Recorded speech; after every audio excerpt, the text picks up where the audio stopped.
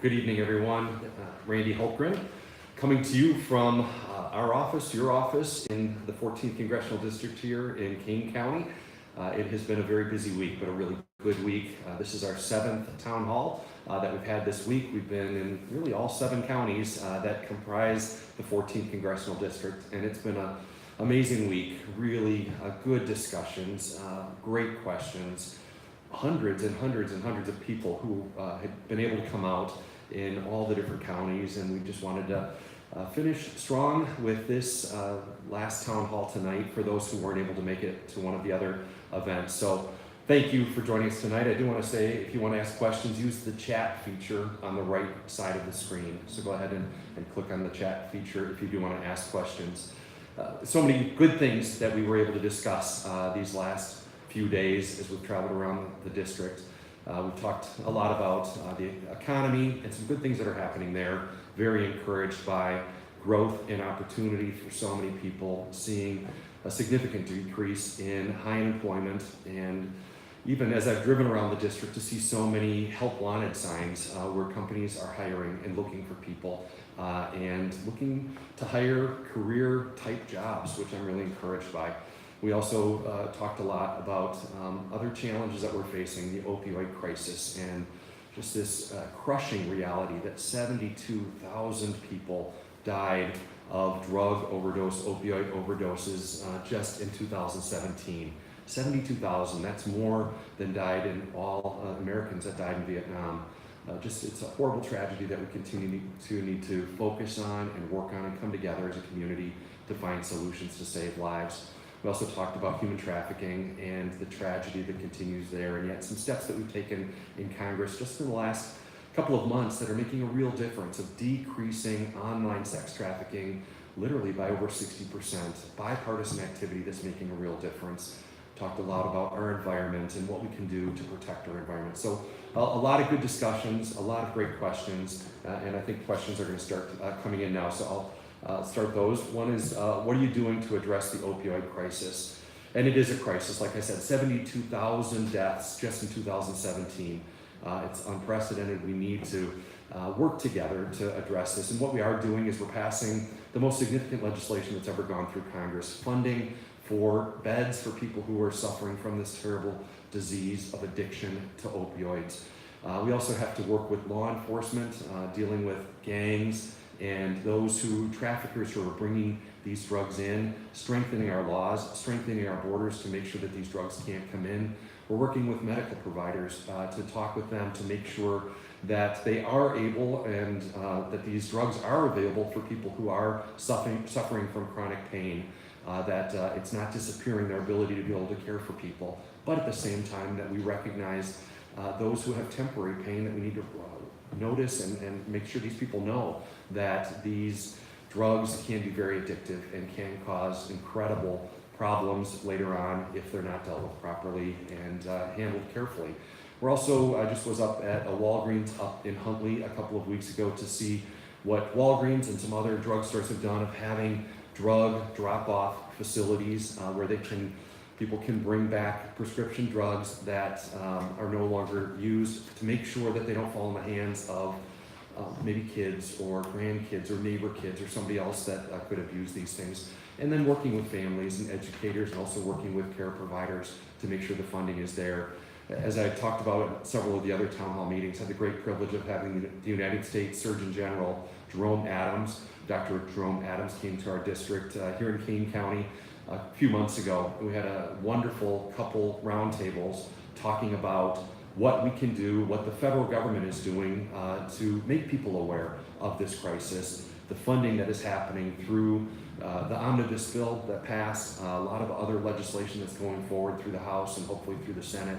But we had a really good discussion there, and recognizing another part of this is making sure that we're adjusting law enforcement, that we truly are going after traffickers and those who are benefiting from pushing these drugs and getting people addicted while bringing help to those who are suffering from addiction and trying to, again, get a handle on this horrible disease. So a lot of work that's being done, but so much more work that needs to happen, and we'll keep working on that.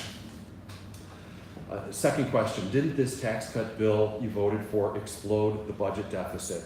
It did increase the budget deficit, and it will over the next 10 years, but it also is exploding a gross domestic product. The GDP we've seen has expanded faster than expectations. I just was reading the Congressional Budget Office reports that the growth of the economy has been much faster over the last 6-7 months than they had expected, that they had anticipated. And we're seeing it in a lot of other areas as well, with the decrease in high unemployment that we're suffering for. It was really the biggest issue that I faced and was talking about as I was traveling around as I ran for Congress 7 years ago, of high unemployment and so many people who were out of work. Now we're seeing it really turn around, where there are so many people working, and as we talked about, there are more jobs open than people who are looking for jobs right now. So it's almost full employment, which is incredible. But we need to continue to work on fighting against this deficit and this debt. $22 trillion of debt. Most of that has happened in the last 10 years. And it's been both Republicans and Democrats who've been responsible for growth in the deficit and growth in the debt. And I want to make sure that we are pushing to reduce that deficit. And one of the things, you really need two things to be able to get the deficit and debt under control. You need a growing economy, and you also need to make sure that we're reducing spending, that we're cutting back on the amount of money that we're spending. And we've done real work in the House, passing all 12 of our appropriations bills. We passed them the most rapidly that we've ever passed these appropriations bills in recent history. The problem is the Senate hasn't. They passed one package of appropriations bills. They're in session right now. My hope is that they're going to be able to get some of this other work done on appropriations, as well as a lot of the other work. We've passed 900 bills out of the House so far this congressional session. About 250 of those have been passed by the Senate. 650 or more are still sitting in the Senate. So we do need the Senate to work. We need real budgets in place. Something I've been supportive of throughout my time in Congress is an idea of no budget, no pay, where if we're not passing budgets, our pay ought to be held until a budget is passed. And so this is something, again, that it's a real accountability tool for the American public, for the voters, to be able to look and see, are we doing what we said we're going to do? So again, we've got to make sure that the economy continues to grow. At the same time, we've got to have a real appropriations process with both the House and the Senate to reduce spending. That's something that I want to see happen.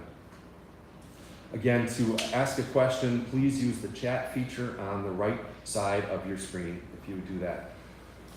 Next question, grab a drink here, please. Next question is, do you support citizenship for DACA recipients? I have been very supportive of our DACA recipients. In fact, I voted just a couple of weeks ago to make sure that DACA recipients could remain in this country. It's the only country they've ever known. It's the only language most of them speak. And I've heard so many incredible stories of young people who are amazing. They've worked so hard. They're so passionate about this country. They're passionate about pursuing the American dream. All they want is that opportunity.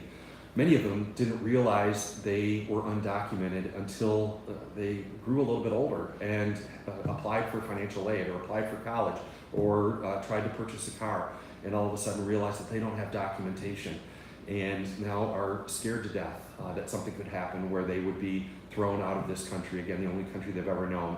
So I have been and will be supportive of making sure that DACA recipients, those who, again, are following all the rules, that they're going to school or serving in the military, that they haven't gotten in legal trouble, that they don't have more than one misdemeanor, that they have no felonies, that they haven't gotten in trouble with the law, that all of these qualifications, if they fit, that they ought to remain, that they ought to stay here, and that they ought to be able to become citizens and go through that process of citizenship.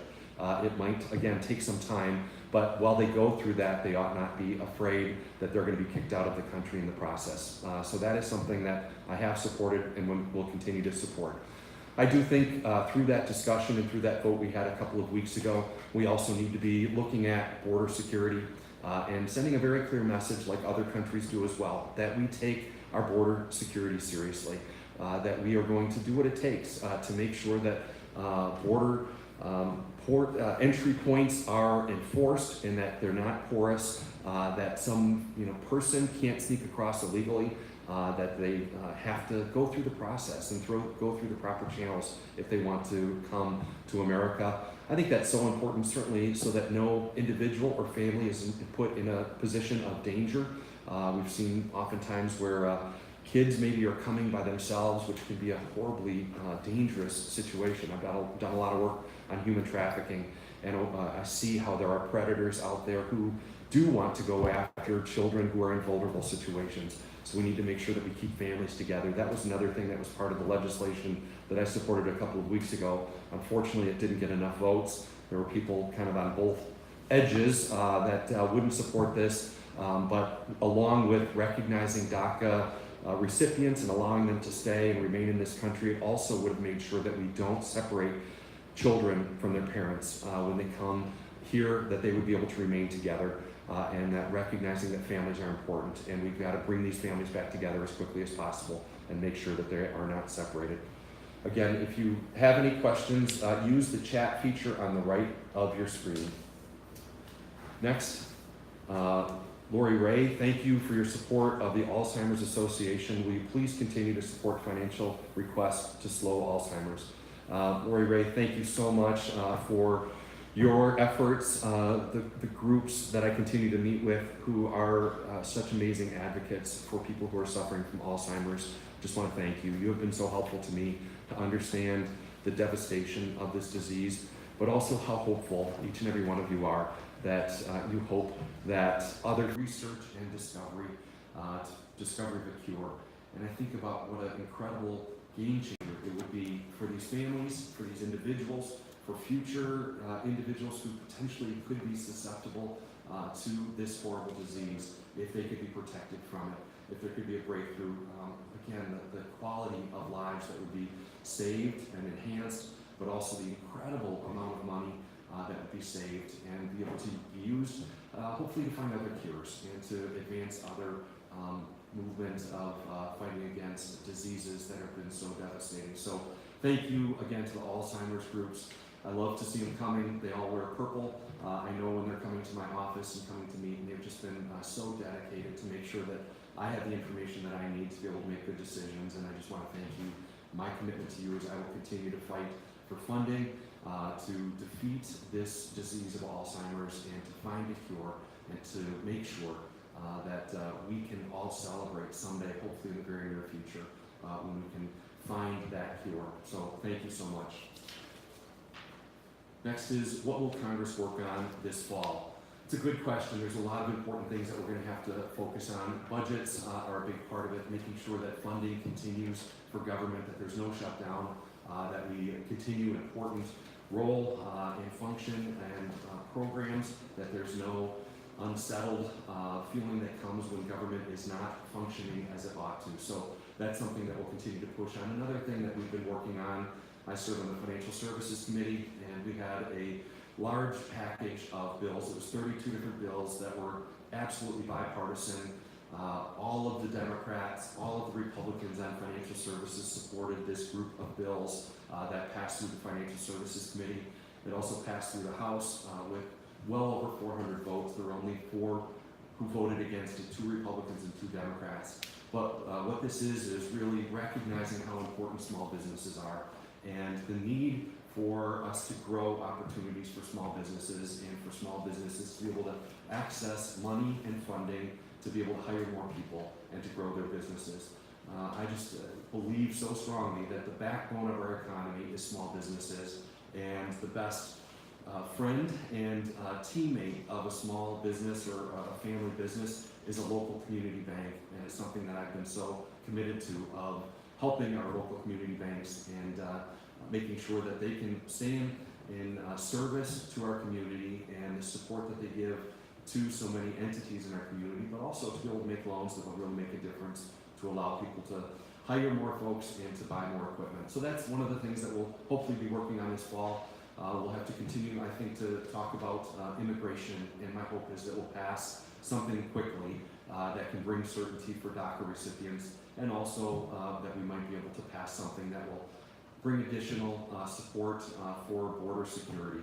One of the other things that I think we really do need to talk to is our visa programs, and making sure that we're clarifying that system of keeping in touch with people who are receiving visas, and when their visa is about to expire, that they're very aware of it, that they have been notified, that we know exactly where they are, and make sure that they reapply to extend their visa, or if their visa expires and they don't have an extension, that they know that they need to leave. Right now, over 30% of people who are here without documents came legally but overstayed their visa. And so that's something that we need to continue to work on as well. A lot of other important issues, as I mentioned, the opioid issue, I think is one that we're going to continue to push forward. We've done some significant things in the House, hoping the Senate will move forward with that as well.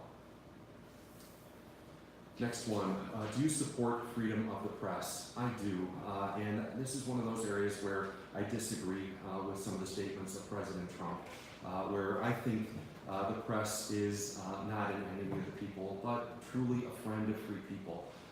It's frustrating sometimes. I don't always agree with what the press says, but that's okay. What I have seen is what happens when dictators in Russia or in China want to shut down any type of discussion. We saw it with Putin when he wanted to attack Ukraine and take Crimea. One of the first things he did was take over all of the press and all of the ability for those people to be able to get free information.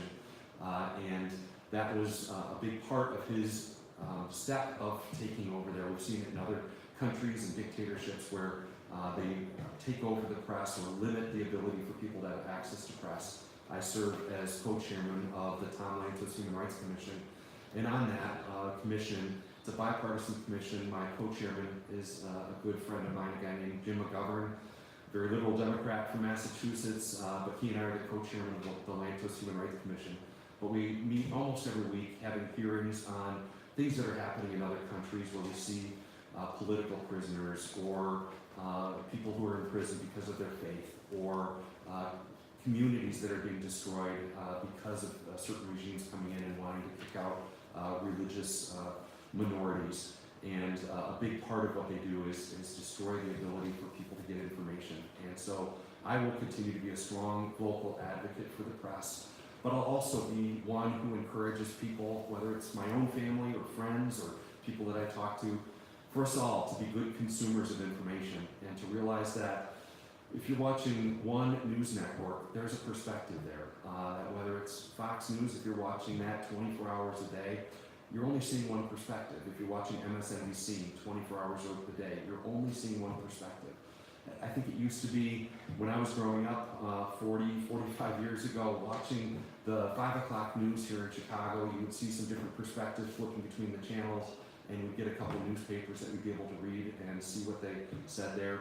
I think in some cases people have fallen into bad habits where they're just listening to people who agree with them.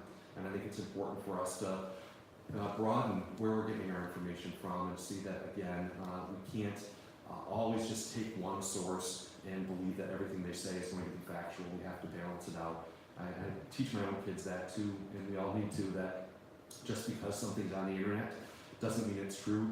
And for us to do our homework, to research, to dig in, to find out what the real facts are.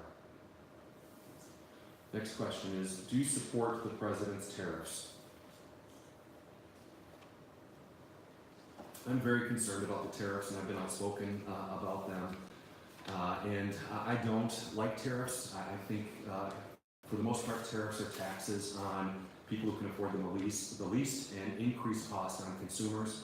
I'm very concerned of some of the tariffs' potential impact on entities like family farms or small manufacturers who are doing great work and really doing everything just to grow a great product like soybeans, and they've done a really good job, many of our farmers here in northern Illinois, to be able to market their great soybeans and corn to places like communities in China. And yet, because of some of the tariffs, they are really locked out of their ability to be able to sell these great products into places like China.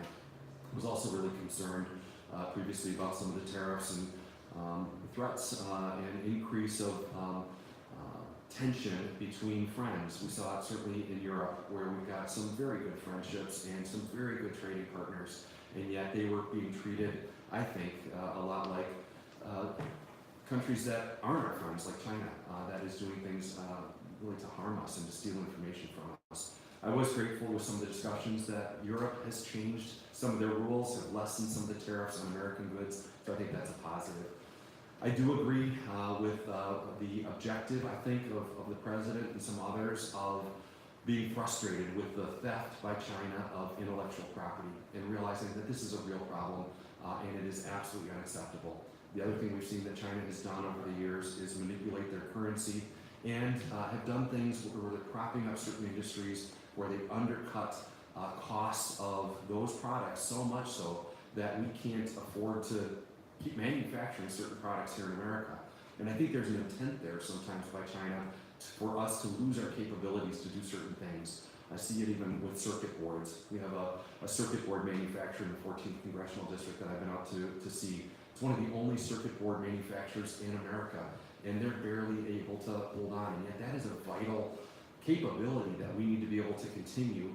These are boards that might go into very sensitive information or equipment, and if we don't have the capability of doing that, I think it potentially compromises our safety and security in our future. So I think all of these things are important, and we need to put pressure on China, but my hope is that we find other ways, very targeted ways, to make sure that China stops.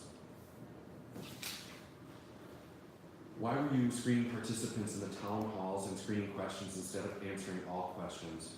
Well, I think the biggest reason we did things the way that we did, we were able to meet with almost 1,000 people, literally hundreds and hundreds of people over the last 5 days. We would get through 15 to 20 questions, sometimes over 20 questions in an hour, and then I would stay around after every single town hall to talk to people, to meet with people who had questions.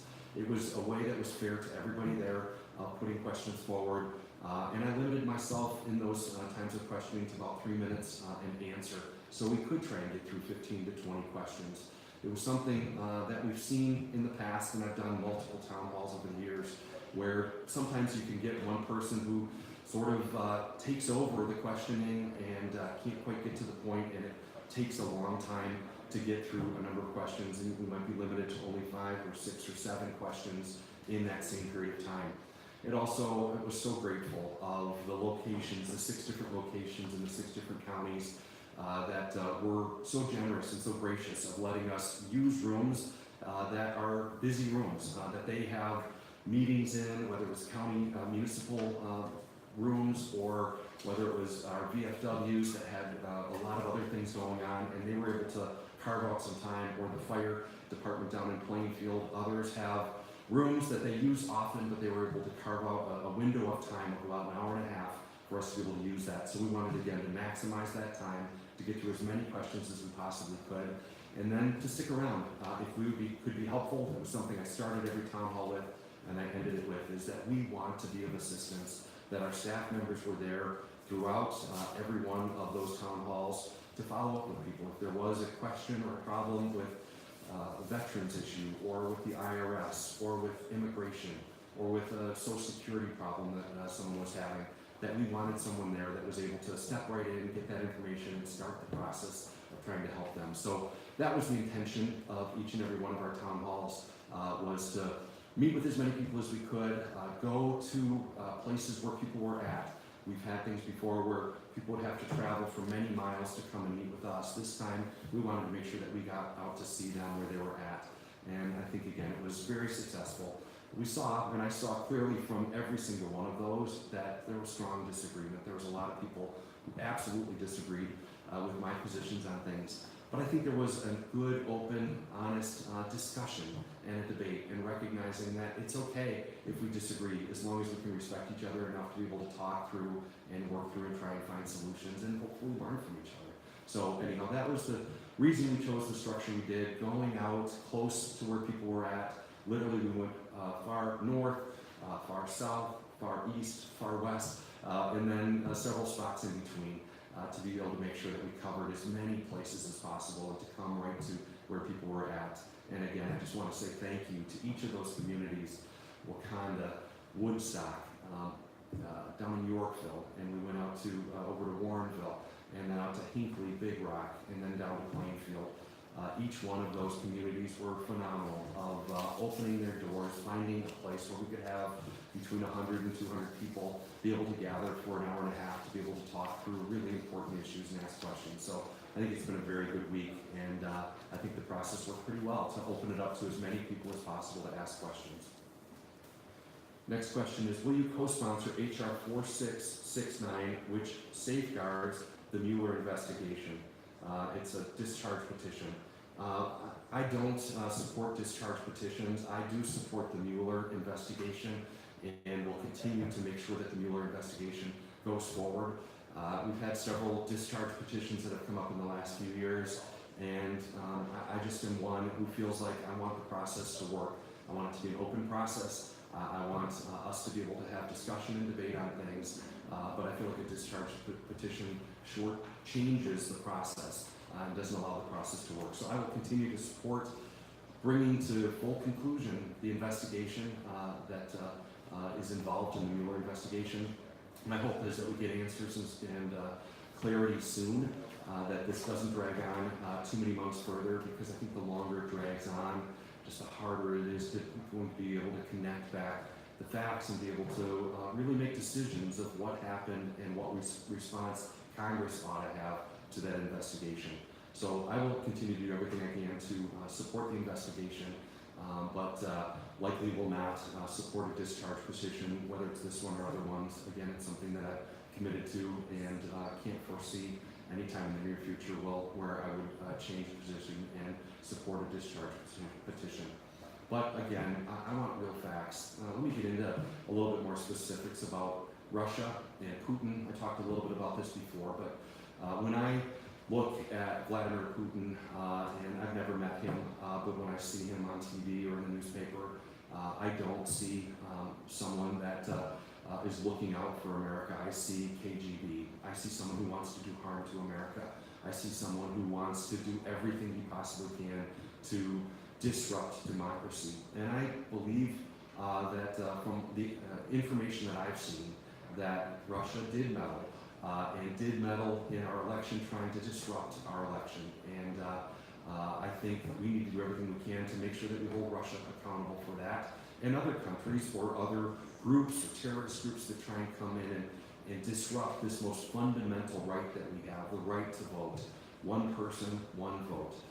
And it is important. You know, we sometimes joke about it, living in Illinois, of history in Chicago, of vote early and vote often, and how, you know, some of the greatest turnouts where cemeteries are. That maybe has happened in the past, and that can never happen again. So we also have to take responsibility ourselves to make sure that we are protecting this idea that only American citizens vote, and it is so important that it is only one person, one vote, and no country can upset this process. I also think, and it's something I talked about quite a bit at different town halls, how important it is for us to be engaged in the election process. Of course, to vote, to make sure we're registered to vote, to get out to vote. One good thing is it's never been easier than now to be able to vote, with early voting and absentee voting, and being able to still vote in person before or on the day of election. It is not difficult for people to vote, so it is important for us to get out and vote. But more than that, I think we need to take responsibility in our own polling places to encourage people to be election judges and to be poll watchers. When we know our own neighborhood and our own community and are able to be there, it's a long day. Usually it's 15 or 16 hours, sometimes more than that, that people have to be serving as election judges. But if they are willing to do that, they know the neighbors, they know people who are coming in. They can make sure that if someone is coming in who shouldn't be coming in, that you can track that. You see the final numbers at the end of the day. You see those numbers as they go to the county, and you can track and make sure that there's no change there, that those numbers follow through, that that precinct is accurate. And if we have everybody in every single precinct keeping that kind of track on it, we will have a confidence that our elections are safe and secure. The other thing that I've seen very clearly among our counties is that our election commissions have done a fabulous job of making sure that no electronic election equipment ever is accessible by the internet, that no one from the outside can access these machines. So even though electronically within their counting votes, they are not accessible by someone in another country or someone from other places who would come and try and can't change any numbers or mess with that. So we need to make sure that we protect that as well. But it is so important for us each to be involved, to get out and vote, but also to be an election judge or a poll watcher to make sure that we can see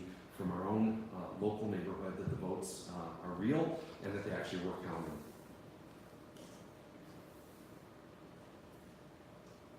Over the last 9 months, we've had a tax cut and tariffs to protect jobs and return commerce to the U.S., but is there any provision to stop companies offshoring jobs to other countries? Well, I think the best thing that we're doing to keep companies from pushing jobs overseas is to see that they can do it competitively here. That our tax code is competitive really in the first time for 30 years. We're competitive with the modern nations around us and throughout the world, that our tax code is not outdated. It actually is competitive and right in the middle of where other nations are at. So it makes it, I think, much more compelling for companies to be here. The other thing I think that is the best thing that we can do to make sure that we keep companies here and keep jobs here is the incredible workforce that we have. That we do have by far the best workers who make the best products and have the best work ethic. And so we need to continue that. We need to continue to encourage everybody that we know of the opportunities that are there to work right now. And I see it as I drive around the district, where every day, literally, as I go from county to county, I'll see dozens and dozens of help wanted signs. And this reality that having below 4% unemployment, where we've got more people who are more jobs that are open than people who are looking for jobs, it is an incredible opportunity. So jobs are being created. It's the biggest switch in the 7 years that I've been serving, where I used to see, traveling around the district over and over again, would hear the frustration that people had who were unemployed or underemployed, people who had to take a couple part-time jobs just to try and make it to the end of the month, just to start all over again the next month. Now, so many people are working, and they're not working just in entry-level jobs, they're working in career opportunity jobs where they've got opportunities to provide for their families and their future and to build forward into that. So I'm really excited about that, and I think, again, building up this qualified workforce, encouraging everybody, but especially our young people, that there are opportunities out there. It's a wonderful thing if young people want to go to college or want to get graduate degrees, but you don't have to do that. That there are opportunities for people who are willing to work hard right out of high school. Talked about it a couple times at some different town halls that we traveled around, that had the privilege of going up to Johnsburg High School up in McHenry County. I've been there a couple times, and they've got a phenomenal program where they have a semi-truck that the high school owns, and they have a commercial driver's license program for high school students. I was able to ride on a semi-truck with a high school student who was getting his CDL, and was able to hear that he had multiple job offers when he graduated from high school. Some of those job offers were over $50,000 to start. I know he's making more than that now. There's so many places that are looking for people who are willing to drive a truck, or people who are willing to weld, or people who are willing to do other high-tech manufacturing.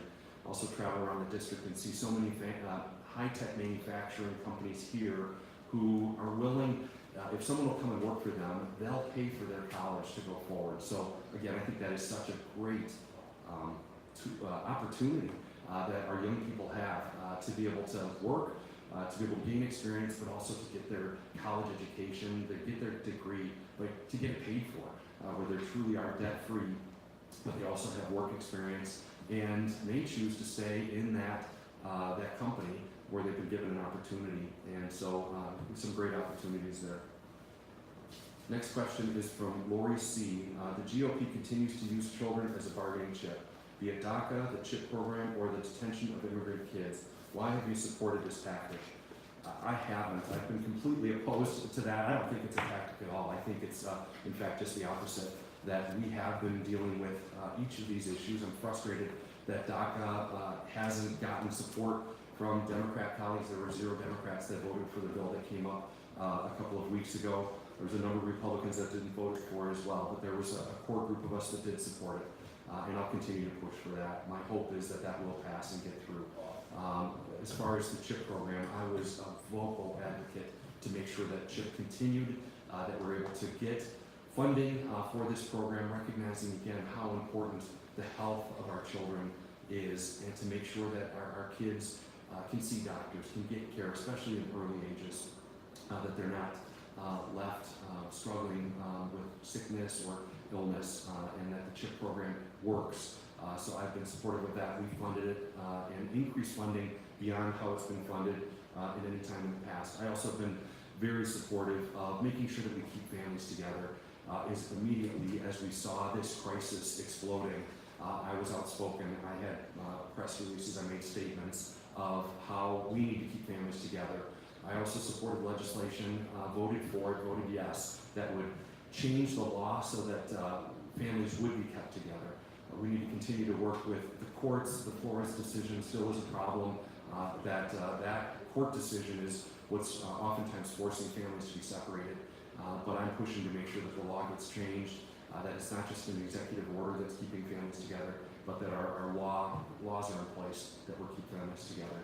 And the other thing I'll say of how important children are, the other big focus that I've been involved in is fighting against human trafficking and sex trafficking, and recognizing that so oftentimes children are the victims of this type of trafficking, and that we need to do everything that we can to stop it.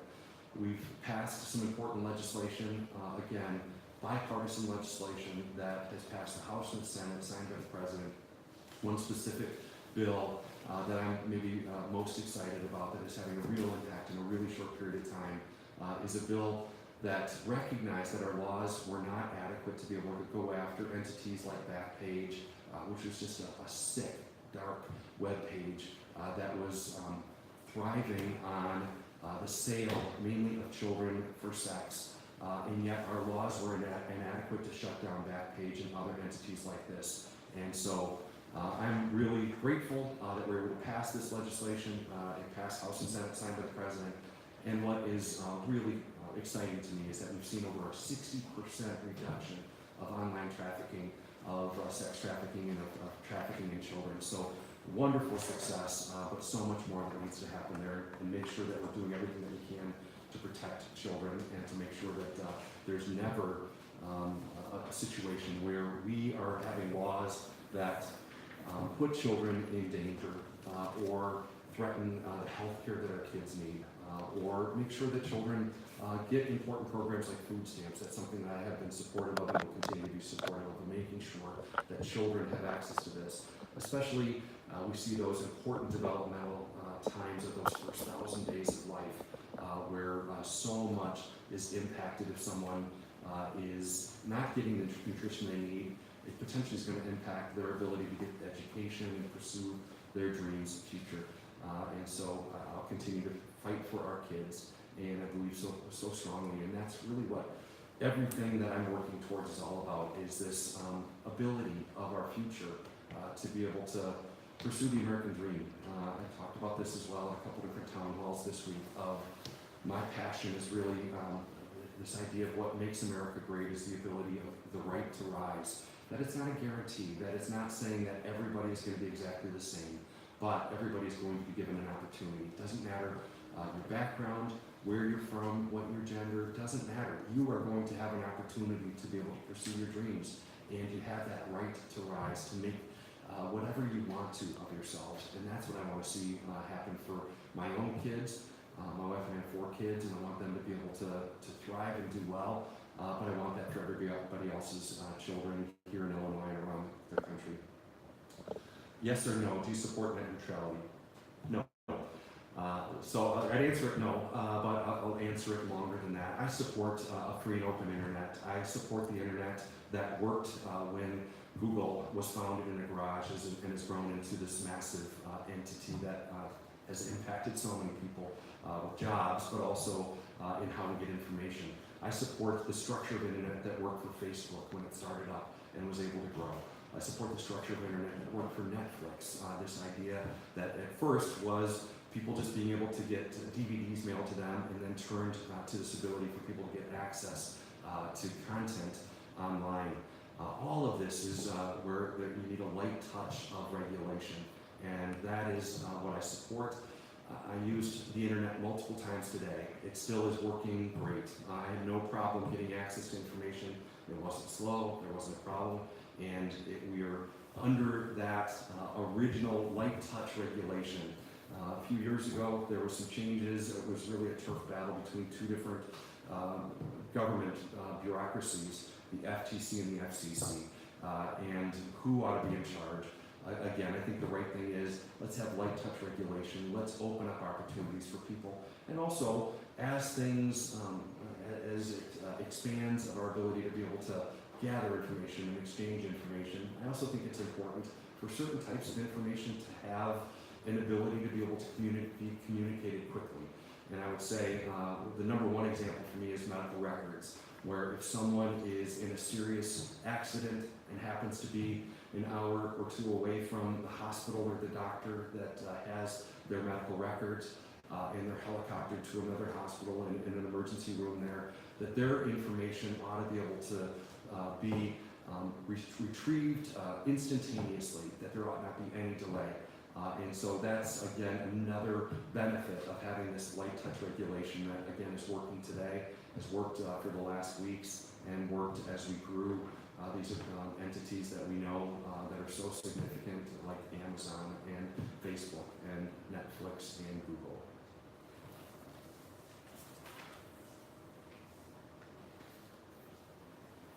Patrick has the next question. Do you feel Social Security is an entitlement even though we paid into it our whole lives? Do you agree with the House Budget Committee proposal from June that slashes Social Security, Medicare, and Medicaid? I don't.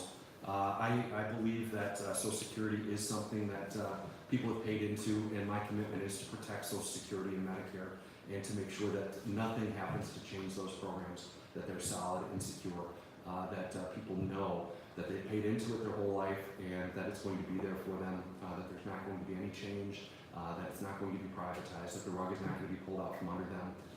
What we need to make sure that happens is a prioritization.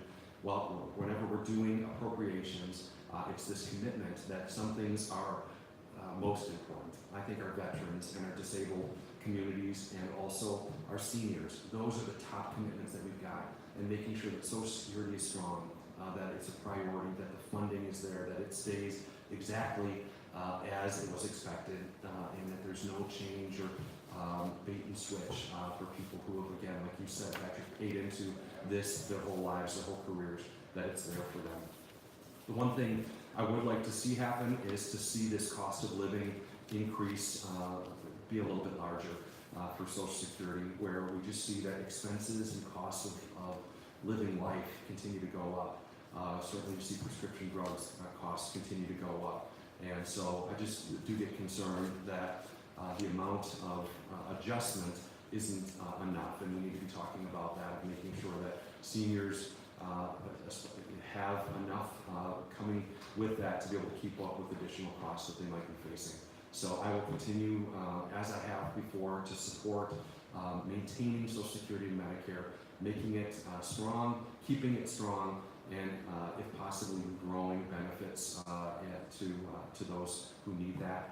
The other thing I would say that is the most vital thing, I think, to make sure that Social Security and Medicare are strong for decades to come is a strong, growing economy. And when we have more people who are working right now who are not retired, it helps those who are retired. And so it is so important for us that we've changed from having this 7-8% unemployment to being below 4% unemployment. Is such a positive for Social Security and Medicare to have more people paying into these funds and to make sure that we protect them and we never allow those funds to be used for anything else. What would you do to fix the healthcare system? Well, we've got to do more. It's not working. I don't like the system that we had a few years ago where insurance companies were making all the decisions for individuals. And quite honestly, I don't like a system where government is in control of all of my healthcare decisions. I want patients to be in charge of their healthcare decisions. I want patients to be able to make decisions of the doctors that they want to see. I want patients to be able to make decisions of what hospital they want to go to or what local clinic or surgery center, and to have the freedom to be able to do that and to know that they're covered to be able to do that. And the way that that happens is to grow a marketplace of health insurance providers. Right now, for many people who are under the exchange, under the Affordable Care Act here in Northern Illinois, there's only one insurance company. There's no choice if you've got one. And that one insurance company doesn't accept, you can't use it at all the important big hospitals in the 14th Congressional District and can't see doctors in all the different places around the 14th Congressional District. That's got to change. The other thing we're seeing right now is this, we were promised that prices were going to go down, that premiums were going to go down, that deductibles were going to stay low, and that you'd have choices. You could pick the doctor you wanted to see or the hospital you wanted to go to. Unfortunately, none of those things have worked out. Premiums have skyrocketed. Deductibles have skyrocketed. Costs have continued to go up, and choices have gone down. What we need to do is grow a marketplace, again, where people can have real choices of choosing the insurance company that they want to go to. As we have competition, it becomes more affordable. I see it with car insurance, where we have literally dozens of car insurance companies out there that are really pushing for people's business by lowering their prices and providing more benefits at lower prices. And that's how health insurance ought to be, but when there's only one, there's no competition, there's a monopoly, and they can do whatever they want to with that. So what I want to see happen is growing a marketplace here and in other places where we have real insurance companies that are in some ways fighting among themselves, trying to get patients business because, and by doing that, they'll be providing more benefits at a lower cost and allowing people to be able to see the doctors and hospitals that they want. And again, getting back to it where it's not government controlling my healthcare and it's not an insurance company controlling my healthcare. It's me, the patient, controlling my healthcare. That's what I want to see happen. This is a question from Jerome Burke. Why don't you support universal background checks? Well, I do. There are background checks in different states, and those states communicate with each other. And I have been very supportive of that, of state laws, being able to make those determinations, recognizing again that our states are very different. Illinois and the challenges we face are very different than Montana and the challenges that they face, or Wyoming. And so oftentimes, I believe there's certain areas where it makes sense to have national decisions, other things that make sense to have states make decisions. And I think this is one of those areas that states ought to have the control and that they are capable and able of doing that, and that those laws ought to apply. Sharon Kay said, you say you support Social Security and Medicare, but recently voted to take money away. Why did you vote differently than you say you believe? That's just absolutely not true. I voted to support Social Security and Medicare, continue to vote for them, and making sure that funding is there, that there's no reduction from those programs, but instead that they're strong. What we have to do is, again, make sure that this economy continues to grow, making sure that we have more workers in the workforce, and as you have more workers, you've got more taxpayers, you've got more people who are paying into these Social Security funds that are going to benefit people who are retired now. So I will continue to support these programs and make sure that funding is there for them.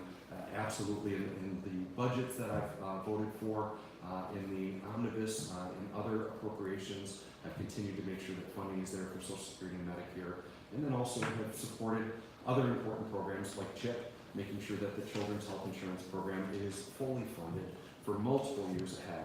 So really just the opposite of what your question was. We're doing even more, far beyond making sure again that these programs are strong and well funded. Next from Patrick W. If Putin wants to do harm to America, why are you not trying to remove a president that supports what Putin is doing? Well, again, I support the Mueller investigation. I said that. I want to get real information and real facts from him. I still think there's things that we can do to push back against Russia and Putin. We're talking about other areas of sanctions. I've been supportive of that, of the bad activity of Putin and China, going targeted areas there. I continue to work with other countries that are very concerned.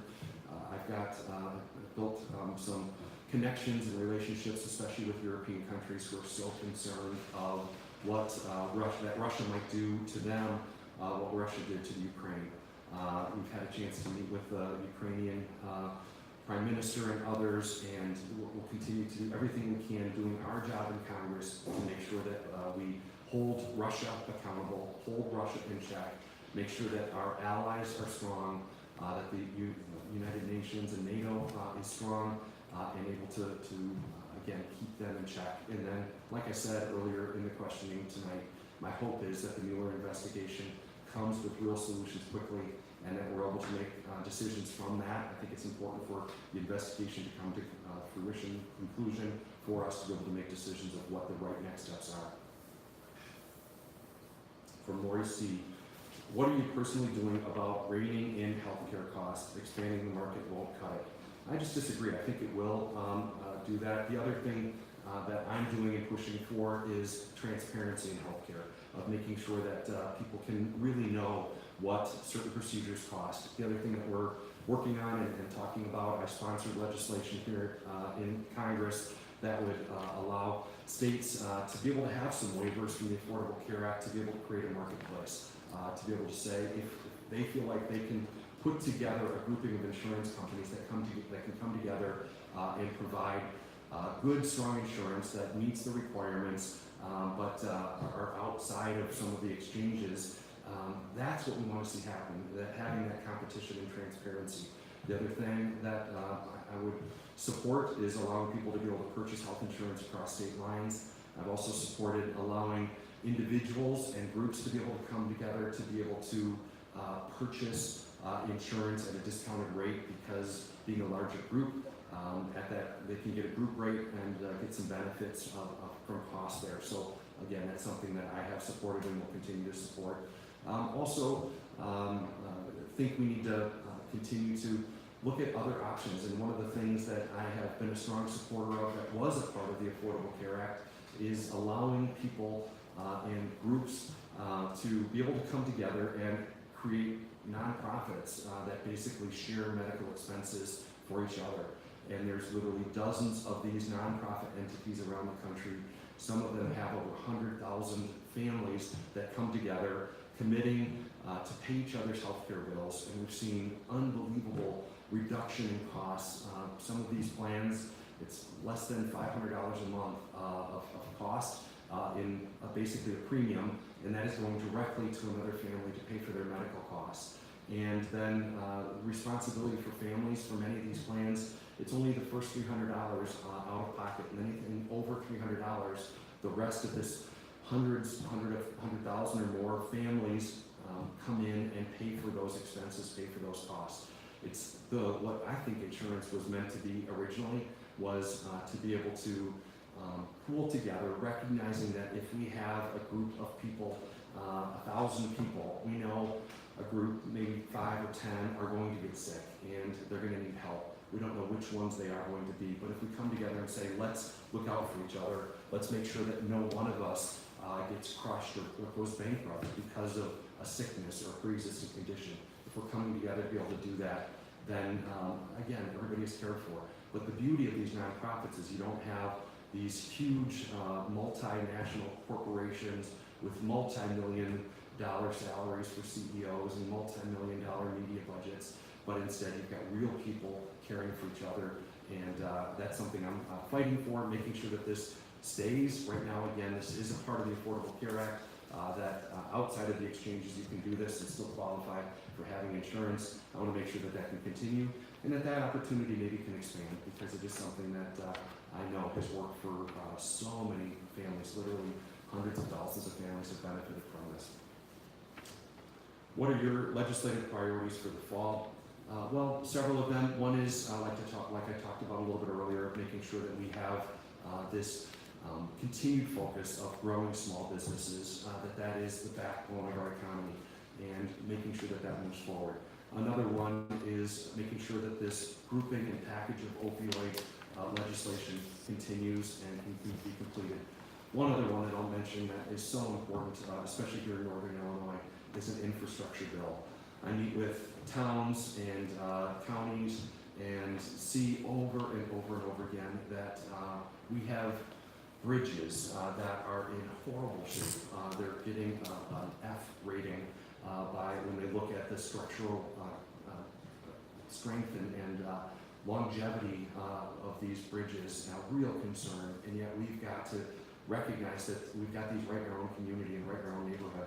I went to college up in Minnesota and drove across that bridge in Minneapolis that crashed, killing so many people 10 years ago, and know exactly that bridge, and know that we've got bridges that are worse, in worse shape than that. So we need an infrastructure bill to be able to go through Congress. This is something we ought to be able to do with Democrats and Republicans, House and Senate, to recognize again that we need to take care of our own roads and bridges and rails and airports and sewer systems and water systems, making sure a situation like Flint, Michigan never happens again, that we're keeping track of that and working with municipalities that they never fall in that kind of disrepair.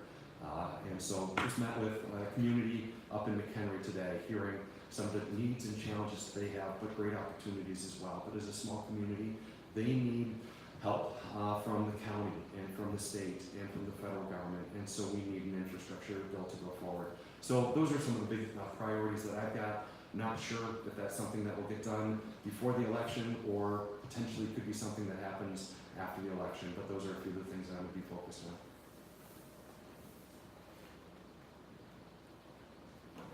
on. Last question. Do you support the president's treatment of John Brennan? If not, why are you not doing, what are you doing about retaliatory practices? And then I'll wrap up about that.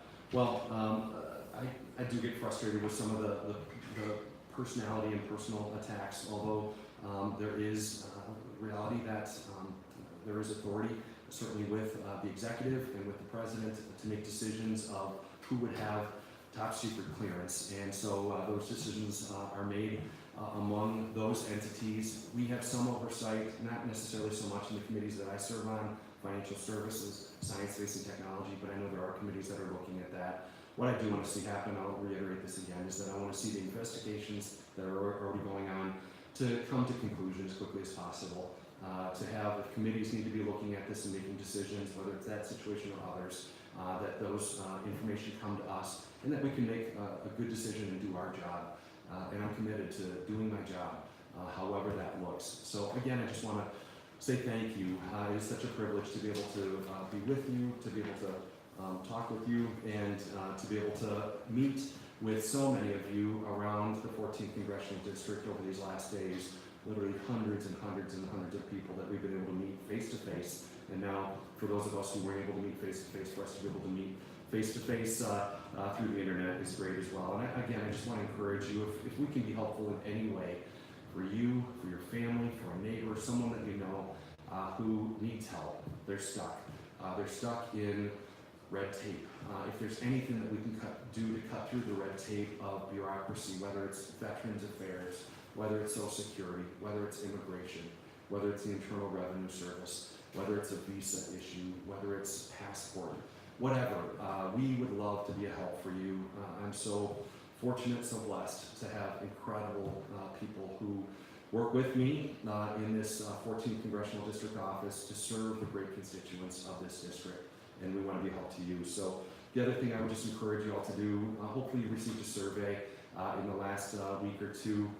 It's really important to me. It has a lot of the topics that we talked about today. It sets priorities of issues that could come up in the next weeks and months. And that is going to be a blueprint for me as I go back to Washington, D.C. to be able to say, this is exactly what the constituents of the 14th Congressional District are supporting and see as a priority. And I can guarantee you, I will use that as a focus of my energy and my efforts over these next months throughout the end of this session. And again, I just want to thank you for being a part of this. It's been a busy, productive session so far, as I talked about at the beginning of this call, at this town hall, that we've passed over 900 bills through the House, vast majority of those bipartisan. I'm going to continue to work in a bipartisan way. The other thing that I was able to mention in a couple different town hall meetings is how important it is, I believe, for us to build relationships across the aisle. Something I take seriously and have taken steps in doing. We started something a couple of years ago called Common Grounds, where I will personally, on the House floor, invite one of my Democratic colleagues to come be with me and my staff, to bring their entire staff over to our office for coffee and donuts some morning We usually meet for about 45 minutes or an hour. We've met with members of Congress from around the country. Some, again, that I had gotten to know a few committees, some that I didn't know at all, but knew about and wanted to get to know a little bit more. For example, one, John Lewis, I was able to have John Lewis and his entire staff come to our office. We had a fabulous time talking. We spent a little bit of time having that other member of Congress talk about their district, talk about their history. I'll do a brief update on the 14th Congressional District, a little bit about the towns and what the 14th District is like, and a little bit about my background. And then my favorite part is to have each and every one of our staff in that member's office and my office, our office, be able to introduce themselves, to say where they're from, and to talk specifically about the issues that they focus on. And then we have a charge that before we can leave, especially the staff and the member and I, this colleague and I, will get together, and then staff need to find the other staff person from the other office who basically does similar work on issues that are similar, and to be able to meet together to make sure that they exchange cell numbers and email numbers, but also to talk, to find one thing that we can be working together on. And again, I'm just so excited. Out of that meeting, John Lewis and I were able to talk about restorative justice. This is something, again, that I believe passionately in, he believes passionately in, that so oftentimes our justice system is broken, and there's recidivism because we're not providing help and hope and opportunity for people to break out of a cycle of criminality or violence, and giving hope and new opportunities and a second chance. And so we're working on that. Again, this is bipartisan legislation that a lot of other people are working on as well. But these are important things, and they really do make a difference. And my commitment to you is I'm going to keep doing that, of reaching out to my colleagues, building relationships, building friendships, and letting them know that we're only going to really make a difference that'll last if we work together. So thank you so much. Let us know how we can be helpful. Please call our office anytime if we can give assistance. Have a great night.